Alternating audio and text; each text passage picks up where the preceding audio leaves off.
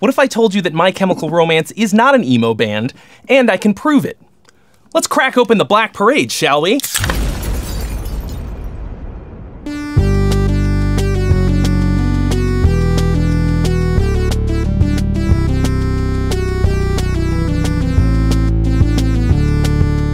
Today's video is sponsored by Donner and the STARRYKEY 25 MIDI controller, as well as the B1 analog-based synthesizer that you're going to be hearing me play throughout this video. The basis of every great song is the same. You need a great melody, you need some awesome lyrics, and everything else is basically negotiable.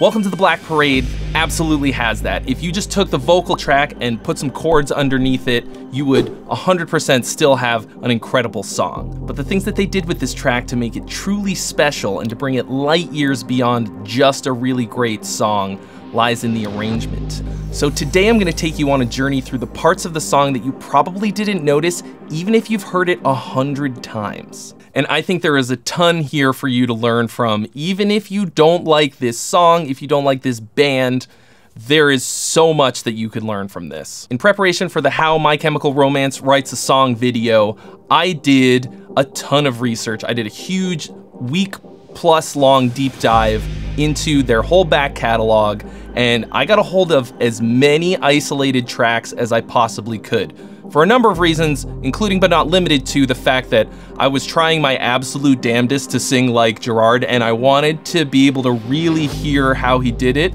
I don't know if I succeeded. Don't you tell me that we can never go back! But I definitely got a lot closer than I thought I was going to, and that's partly because I was able to hear him singing just all by himself without all of the stuff. And also, when I was studying the arrangement of the song that I was trying to most closely emulate, which of course is Welcome to the Black Parade, I found these isolated stems for the different parts of the song. And it was the orchestration and like other stuff backing track that really piqued my interest. If you were to, for example, go to make a cover of this song and you recreated the guitar, bass, drums, and vocals perfectly, it still would feel like it was missing something. To me, this huge epic arrangement of other instruments outside just the band is what really sets them apart from a lot of the other bands of the time. As far as I'm concerned, this is the kind of stuff that puts My Chemical Romance head and shoulders above all the other bands of this era that like kind of sounded like them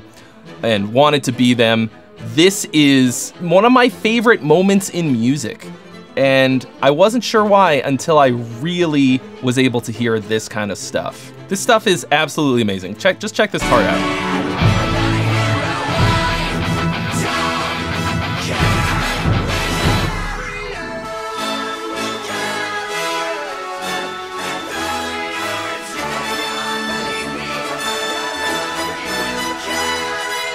Outrageously good. That is an amazing orchestral arrangement.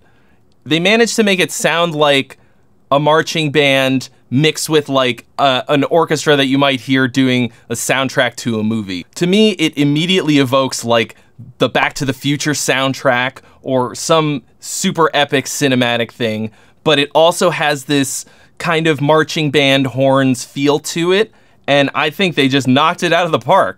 The guy who did the orchestration for this song, I had to kind of dig a little bit to figure out who it was, but it's this guy, David Campbell, who's worked with tons of bands across all these genres and also has done orchestration and arranging for a bunch of movies. So of course it makes sense that he'd be able to do something like this. And interesting fact, he's also Beck's dad. You know Beck? That's his dad. So let's take it from the top and I'm gonna show you what I mean. The G note. The G note. I really love that they were just like holding down the sustain pedal and it gives it this like creepy ringing throughout.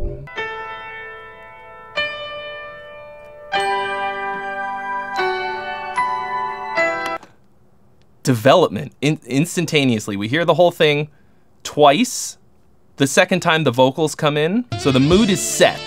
Then we have all these other small little instruments filling it out. Also, the drums start there.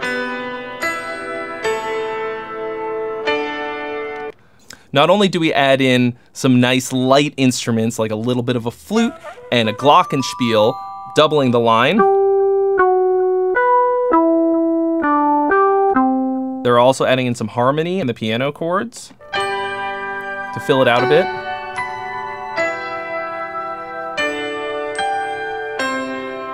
Such a nice setup for what's coming later. Like, we know now what's coming.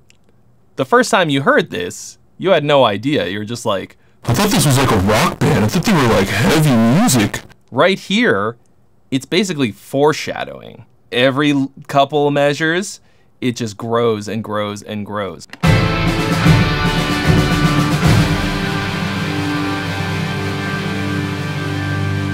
There's also a gorgeous Hammond organ in here that really fills out the sound.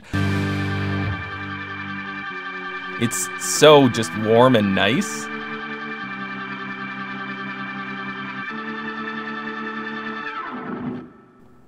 Whew, whew, whew. And then it all drops out. All the orchestration is gone for this part of the song, this sort of verse part. Melody.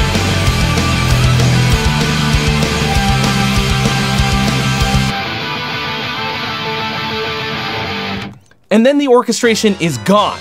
All we get is a little bit of organ and the rock band format, and they save it. They're saving it for the big moment, the really, truly big moment at the end of the song. It would be really exhausting to listen to if it was just there all the time. You know, you gotta leave somewhere for the song to go. I see a lot of symphonic metal bands making this mistake.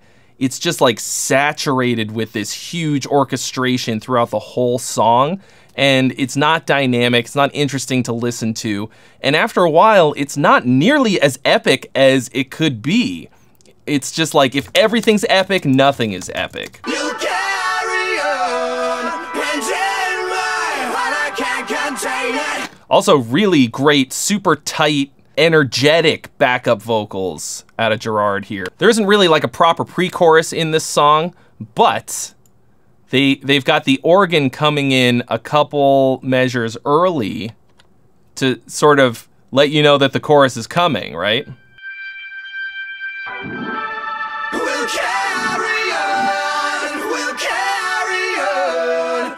I guess you could call this kind of stuff ear candy, but this is the kind of stuff that to me gives it massive staying power and the ability to play a song like this in a huge arena. If you want to play arenas, you have to have arena-sized songs and arena-sized arrangements. So after the second chorus, there's no layers of additional stuff until we get to after the bridge. This is where it, once again, they start the build. First, I want to show you a bit about these super cool things that Donner sent over to sponsor this video. This is the STARRYKEY 25. It is an incredibly simple and easy to use 25 key MIDI controller. The keys feel really good.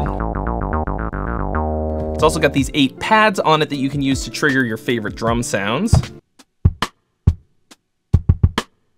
And I'm using that to trigger the B1 synth bass from Donner, which is a fully analog bass synthesizer that has a sequencer built in. Sounds awesome. If you've never used a real analog synth before, it's kind of a different beast. This is how you know the party's starting.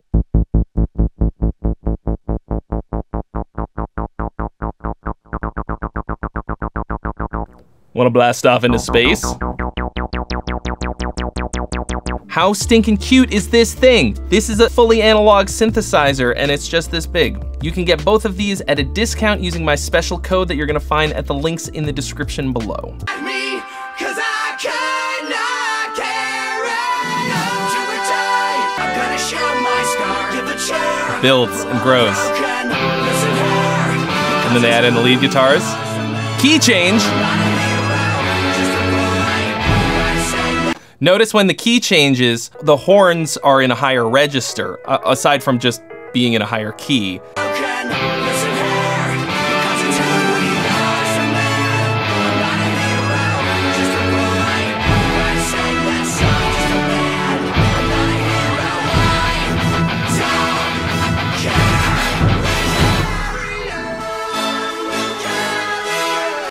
So this to me is the greatest moment in the whole song. Ba ba ba ba da da. It holds off. Listen to this. You know, it's kind of sucks that in the final version, You don't really hear it, but you know, it's just the wrong thing to focus on in a song like this. I mean, here we are, but...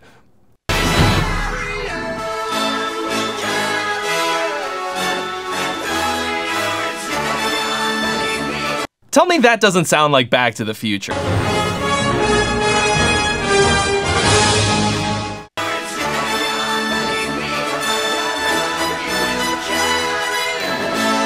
I'm getting emo right now. Listen to how the orchestration comes way down when he says the line, broken and defeated.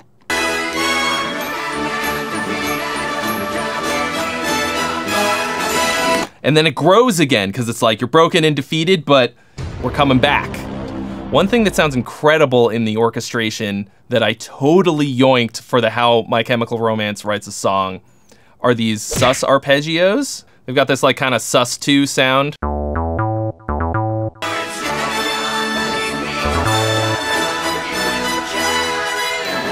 Yeah, I stole the shit out of that. I don't know what it is about that sound, but it really gets me. And then it's just kind of sustained.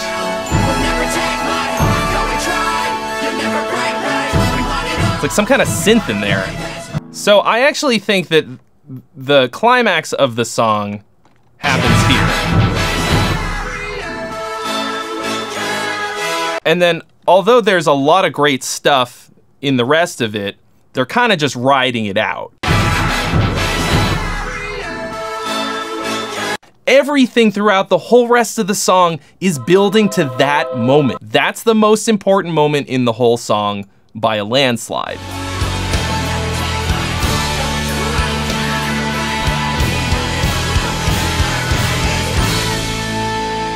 Yeah. So everything after that moment to the end is basically just one long crash and burn. Without launching into the copy pasta emo belongs to hardcore rant, this to me is the main thing that sets My Chemical Romance apart from all of the other bands that they kind of got lumped in with, even just on the basic level of being called emo. I mean, I think the fashion of the band obviously sort of looked like that. That's what kind of happens when you put on guy liner, which I had to do for the video. You can never go back after the years have all but fallen through the don't you tell me. Holy shit, it was so much work and so hard to get off. Never again. Never again. I think that this kind of an arrangement and everything about this song, the way that it's written and arranged and orchestrated, puts the song on the level of bands like Queen, like a huge theatrical rock production, this huge, amazing sounding, very pro orchestration. It's big, it's great, it's amazing. This is one of the most ambitious songs I have ever heard in my life. They went all the way out to make this song. This is the jewel in the crown, the centerpiece of an amazing album, also called The Black Parade. And of course, this was the album that brought the band into sort of mainstream consciousness. And I think without all of this extra stuff, it would still be a truly great song because it is really well written. The whole album is a concept record about a guy who's dying and basically how he's dealing with it. And this hugely triumphant moment puts a very nice cap on the whole album for me. This is one of my favorite songs of all time. I've heard this orchestral thing like 100 times now. It still has not gotten old for me. I always want to get back on the ride as soon as it's over. I'll ride this roller coaster many times in a row, no problem. And I think there is a ton here for you to learn from. Even if you don't like this song, if you don't like this band, there is so much that you can learn from this. I learned a ton, and I'm gonna show you what I did to sort of, you know, recreate this on a very small level in my song, which is called Back, which is the song that was in the How My Chemical Romance Writes a Song video. I'm gonna do that in a video that I've got coming up very soon, so be sure to look for that. If you're interested in learning more about how I write songs, you should check out my course, Complete Rock and Metal Songwriting. There's a link in the description where you can learn more about that. Huge thanks to Donner for sponsoring this video with their STARRYKEY 25 and B1 synth bass analog synthesizer. Super fun for me to play with, and I'll see you real soon.